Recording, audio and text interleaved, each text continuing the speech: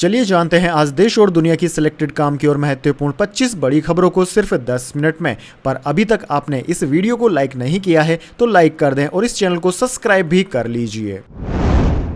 राहुल गांधी बोले, ED, CBI और IT केंद्र के राजनीतिक हथियार। भारत में विचारधारा की लड़ाई, एक तरफ स्वतंत्रता और सम्मानता, दूसरी तरफ आरएसएस और मोदी है। जी हां दोस्तों, कांग्रेस सांसद राहुल गांधी ने शुक्रवार को तमिलनाडु के तिरुनेलवेली में चुनावी सभा को संबोधित किया। राहुल गांधी ने कहा कि भारत में विचारधारा की लड़ाई चल रही है। एक तरफ न्याय, स्वतंत्रता और समानता है तो दूसरी तरफ आरएसएस, प्रधानमंत्री मोदी और उनकी सरकार है। कांग्रेस सांसद ने कहा कि आज केंद्र सरकार ईडी, सीबीआई और आईटी का राजनीतिक हथियार के रूप में इस्तेमाल कर रही है। प्रधानमंत्री खुद चुनाव आयुक्तों की नियुक्ति करते हैं। चुनाव से 2 महीने पहले कांग्रेस के बैंक खाते फ्रीज कर दिए जाते हैं। दिल्ली के सीएम अरविंद केजरीवाल को गिरफ्तार कर लिया जाता है। विपक्षी नेताओं को धमकी दी जा रही है। इसके बाद दोस्तों जान लेते हैं अगली खबर। अखिलेश यादव का यूपी में समर्थन करेगी आम आदमी पार्टी। संजय सिंह बोले, कोई कंडीशन नहीं। जी हां दोस्तों, जेल से निकलने के बाद सपा प्रमुख अखिलेश यादव के साथ संजय सिंह ने प्रेस कॉन्फ्रेंस किया। उन्होंने कहा कि ऐसी संकट की घड़ी में जब दिल्ली के मुखिया को जेल में डाल दिया गया है, दिल्ली में भी ऑपरेशन लोटस शुरू कर दिया गया है। उन्होंने कहा कि हमारे कार्यकर्ता गठबंधन के प्रत्याशियों को जिताने का काम करेंगे। यूपी में किसी सीट की मांग नहीं है। हम लोकतंत्र को बचाने के लिए साथ दे रहे हैं। साथ देने के लिए कोई कंडीशन भी नहीं है। बीजेपी पर निशाना साधते हुए उन्होंने कहा कि मणिपुर के मुख्यमंत्री का इस्तीफा नहीं चाहिए, लेकिन अरविंद केजरीवाल का इस्तीफा चाहिए। नैतिकता की बात तो बीजेपी को नहीं करनी चाहिए। चुन चुनकर देश के बड़े भ्रष्टाचारियों को अपनी पार्टी में लेते जा रहे हैं। इसके बाद दोस्तों जान लेते हैं अगली बड़ी खबर। सीबीआई को के कविता की 15 अप्रैल तक रिमांड मिली। शराब नीति केस में कल तिहाड़ से गिरफ्तारी हुई थी। केजरीवाल भी इसी मामले में जेल में है। जी हां दोस्तों, दिल्ली शराब नीति केस से जुड़े भ्रष्टाचार मामले में पूर्व सीएम केसीआर की बेटी के कविता को दिल्ली की रावज एवेन्यू कोर्ट ने 15 अप्रैल तक सीबीआई की कस्टडी में भेजा है। सीबीआई ने कविता से पूछताछ करने के लिए 5 दिन की रिमांड मांगी थी। सीबीआई का कहना है कि शराब नीति से जुड़े साजिश का पर्दाफाश करने के लिए कविता का सबूतों से सामना कराने की जरूरत है। उन्होंने आम आदमी पार्टी को रिश्वत के भुगतान के संबंध में संतोषजनक जवाब नहीं दिया। उधर दोस्तों, के कविता के वकील ने सीबीआई के इस एक्शन को अवैध बताया। उन्होंने जांच एजेंसी पर मौलिक अधिकारों के उल्लंघन का आरोप लगाया है। कोर्ट ने दोनों पक्षों की दलीलें सुनने के बाद फैसला सुरक्षित रख लिया था। चलिए दोस्तों जान लेते हैं इसके बाद अगली खबर। भारत की एडवाइजरी, नागरिक ईरान इजराइल न जाएं। दावा, ईरान 2 दिन में इजराइल पर हमला कर सकता है। अमेरिका बोला, चीन सऊदी टकराव रुकवाएं।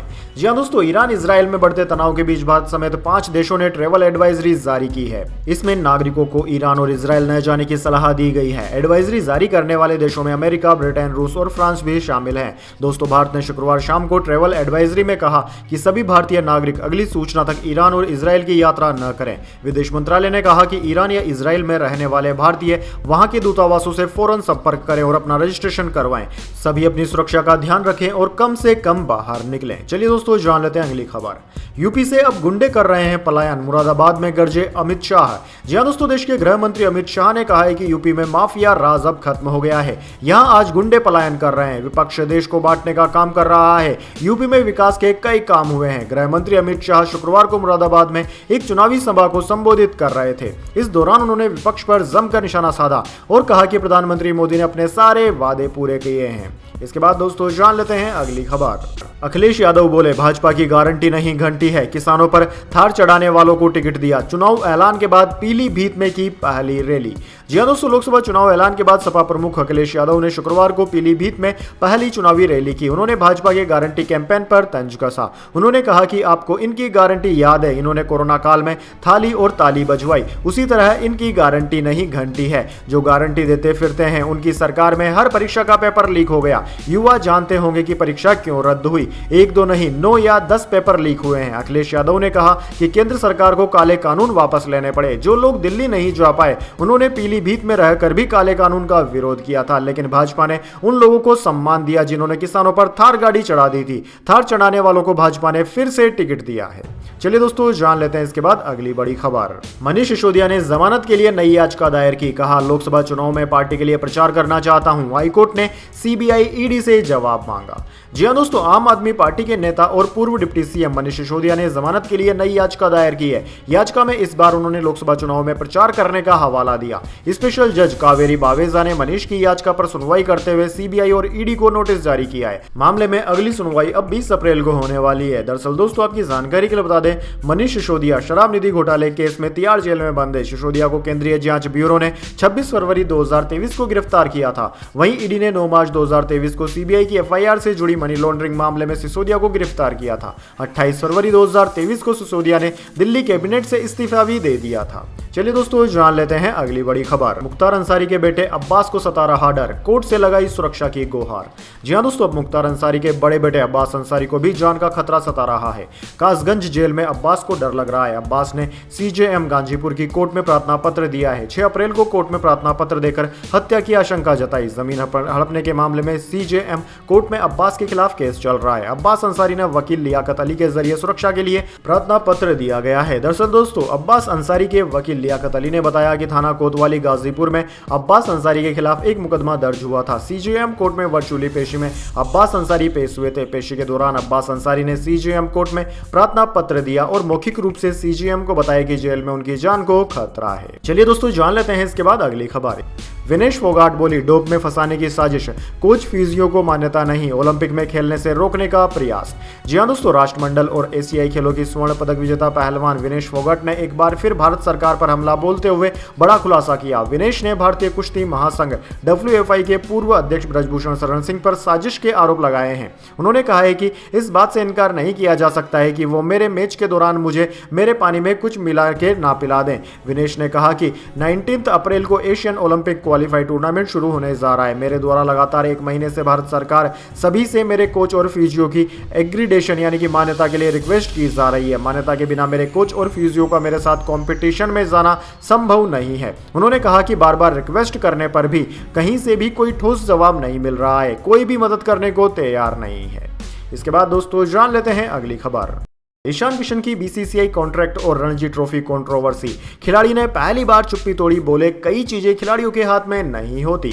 जी हां दोस्तों, टीम इंडिया के विकेट कीपर बल्लेबाज ईशान किशन ने पहली बार भारतीय क्रिकेट कंट्रोल बोर्ड यानी कि बीसीसीआई कॉन्ट्रैक्ट और रणजी ट्रॉफी में नहीं खेलने पर बात रखी है। गुरुवार को रॉयल चैलेंजर बेंगलुरु के खिलाफ अर्धशतकीय पारी खेलने के बाद उन्होंने कहा कि मैं अभ्यास कर रहा था। जब मैंने खेल से थोड़ा खुद के लिए वक्त निकाला तो लोग बहुत बातें कर रहे थे। सोशल मीडिया पर कई बातें आई, लेकिन आपको यह भी समझना चाहिए कि कई चीजें खिलाड़ियों के हाथ में नहीं होती। आरसीबी के खिलाफ मैच में ईशान किशन ने मुंबई की ओर से 69 रन की पारी खेली थी।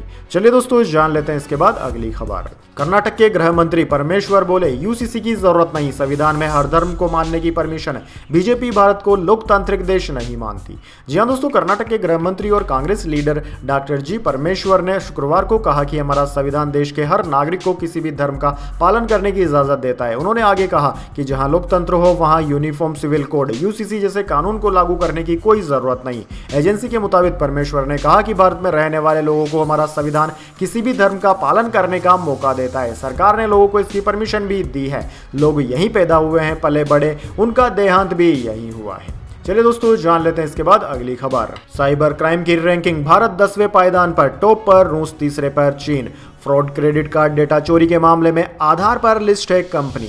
जी हां दोस्तों, दुनिया के साइबर क्राइम एक्सपर्ट्स की एक नई रिसर्च के मुताबिक भारत साइबर अपराध के मामले में 10वें स्थान पर है। इसमें एडवांस्ड फीस पेमेंट से जुड़ी धोखाधड़ी सबसे आम क्राइम बताया गया है। एक्सपर्ट्स ने वर्ल्ड साइबर क्राइम इंडेक्स जारी किया है। इसमें 100 देशों को शामिल किया गया है। टॉप पर रूस, दूसरे पर यूक्रेन और तीसरे पायदान पर चाइना है। अमेरिका चौथे स्थान पर रहा। रिपोर्ट में रैंसमवेयर, क्रेडिट कार्ड चोरी और फ्रॉड समेत अन्य साइबर अपराध की अलग अलग कैटेगरी के मुताबिक मुख्य हॉटस्पॉट की पहचान की गई है। चलिए दोस्तों, जान लेते हैं इसके बाद अगली बड़ी खबर। भारत पे के को-फाउंडर ने फिनटेक सेक्टर में दोबारा कदम रखा। जीरो पे लाए अश्नीर ग्रोवर। 5 लाख तक का instant pre approval medical loan provide कराता है यह ऐप।